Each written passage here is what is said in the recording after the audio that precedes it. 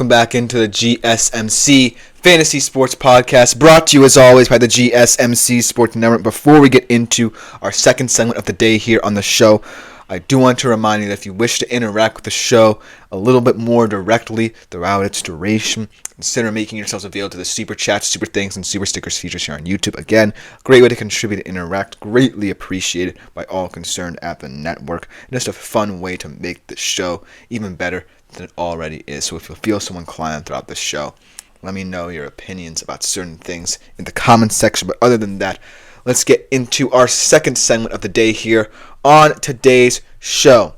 As we do get a comment from Dylan Fink, welcome to the chat, asking some advice for his fantasy team. I always love to hear it.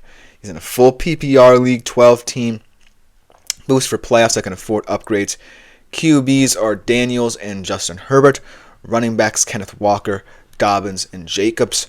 Wide receivers Jamar Chase, Garrett Wilson, Terry McLaurin, DeAndre Hopkins, Tank Dell, and Joshua Downs. Tight ends are Henry, I believe that's Taysom Hill, and Jake Ferguson. Who are you selling and buying? Well, I do like the depth of your team, but there are some positions of concern, mainly the running back position. I do like the back end of it. I like Dobbins a lot, but Walker and Jacobs, Walker is in a very troubling offense, and I know this as a Seattle Seahawks fan where the run game's definitely not getting generated as much as I would think. And then Jacobs' side of things, it's all about the flow of the game for the Packers. So if I were you, I would look at the running back market. It isn't a very deep market right now, and I can't really pinpoint someone, but someone who I think could be very intriguing down the stretch is a guy who I'm going to be talking about in my injury report, Isaiah Pacheco. He can mean a lot to this Chiefs team down the stretch because they're going to be fighting for this number one seed, and there's going to need some variance to this offense. And Mahomes hasn't really played well, so he's going to need someone in that backfield to step up, and Pacheco could be a huge option. So I'm buying into this Pacheco thing. Maybe you're going to have to drop one of your running backs to make it happen, but I do think he's a worthy pickup just because of the situation. In terms of wide receivers, though, I feel like that depth is pretty impressive when you consider it, but I do think there are a couple guys who might decline. I think, for example, once Diego Collins get going, Tank Dell might not be as integral to the Texans, and Josh Downs, he's going to be up and down because who knows what this Colts team really is. So I'm looking at guys like Nick Westbrook-Akine, perhaps, who I talked about in my waiver wire. Or let me think about this. It's very interesting. I think that, a lot of positional depth can be found in the wide receivers. I am blanking on it. Maybe some guys on teams that might not be competing this season are more valuable than, say, some guys who are complicated offenses to figure out right now. But it just goes to show that there's depth not just in what you think your team is, but in the waiver wire as well. So while I think your team is strong, there are certain improvements, but not many. So I will mainly say one or two tweaks at certain positions, but overall I think you're a very well-rounded team. But thank you for your comment, Dylan. I hope you're enjoying the show. Let's get into our injury updates. I kind of foreshadowed what I'm just going to talk about a little bit with the Isaiah Pacheco injury.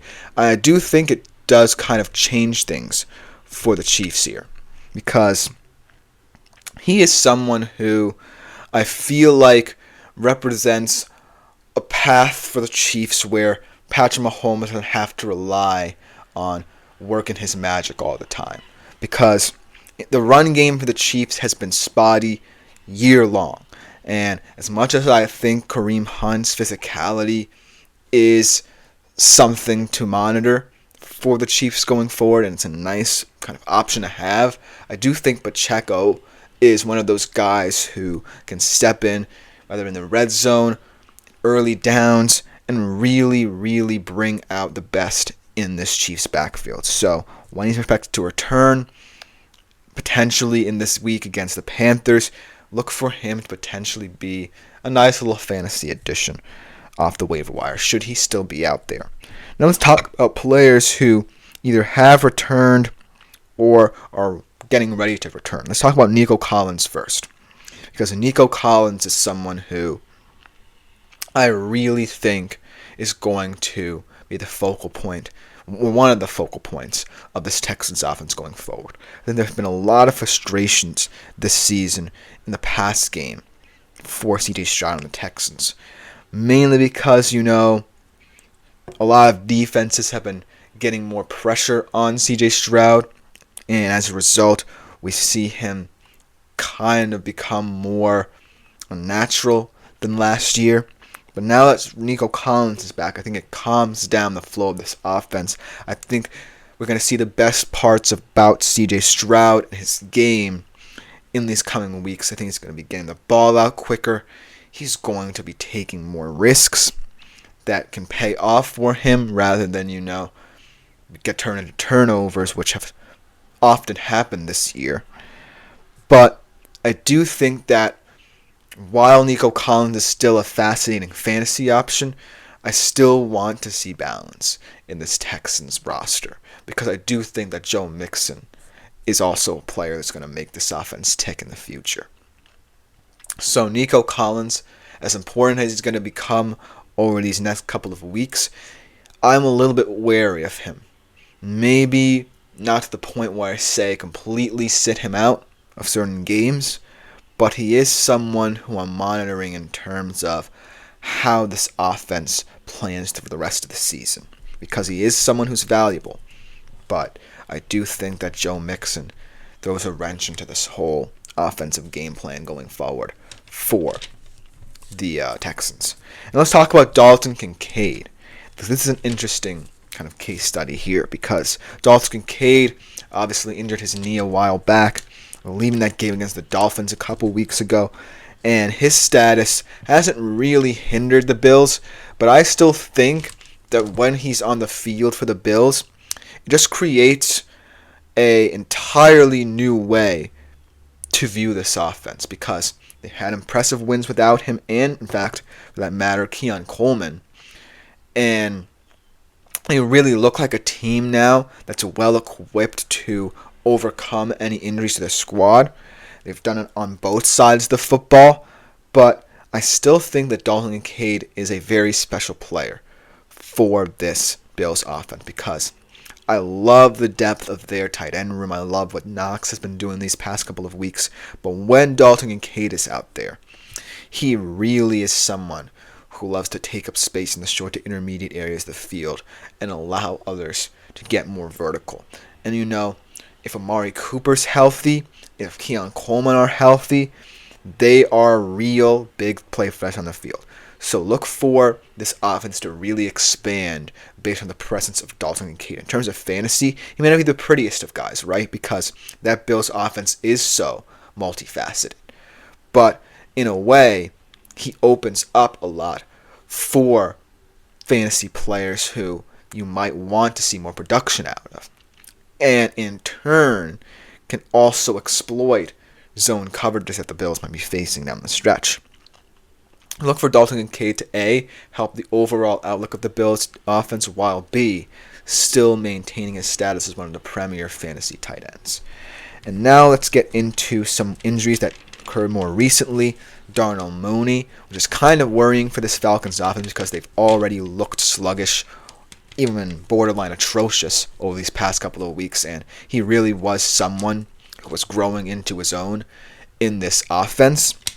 But when I look at it, it is an opportunity for the Falcons to really take stock and look inwards at what has gone wrong for the squad, because I feel like Darnell Mooney is someone who is a guy who really shocked a lot of people early on in the season, but hasn't really gotten into it.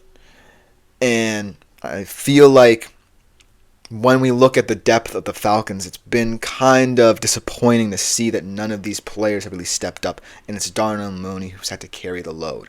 So I don't know how this injury really affects the Falcons, because if no one's going to step up for them, then there's no chance in me really changing my mind about what Darnell Mooney means to them. But it is kind of one of those injuries where you want to see this team step up. And so I feel like in terms of fantasy, it could open up more avenues for players like London and Robinson and Pitts to get going. But this Falcons offense has proven that it immensely struggles.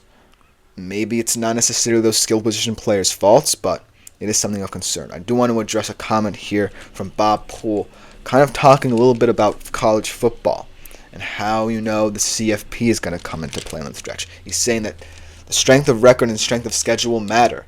SEC should leave and make our championship playoff money go to NIL. We do not need CFP. That's a very opinionated statement, very loaded statement here.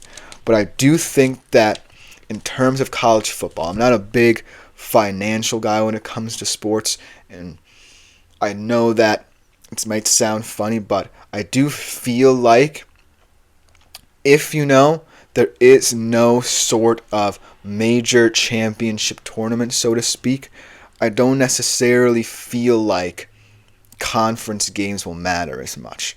Because that was one of the worries coming into this whole thing about the 12-team playoff, right? Is that how much stock we placed into important conference games. And I feel like certain teams still are placing stock. In terms of how it will affect the college football picture in the future, who knows? Maybe certain conferences might want to combine into a super conference down the stretch. Who knows? Maybe the playoff expands and it becomes a broader thing. But I feel like, to say that potentially one conference leaves, then that creates a very different power structure in terms of college football. I don't necessarily feel like it will really affect this picture, but I do feel like it's going to come into play down the line. And if so, people will have to accept it. And so I'm not saying that the college football playoff should dissolve, but it is something to monitor on the stretch because it's getting to the point where people are starting to question certain things about college football, like conferences, like how NAL will impact it, like how certain teams shouldn't be having a seat at the table, perhaps. So it's going to be interesting to monitor how people develop more ideas about what the future of college football on the stretch. And I think this opinion might stand the test of time in a couple of years. So thank you for Bob Poole. Even though it's not necessarily a huge fantasy take, it is a very interesting take nonetheless about college football. But we do have to take a quick break here, and when we come back on the other side, I'm going to make my picks for some of Week 12's biggest games in the NFL, so don't go anywhere. Looking for your daily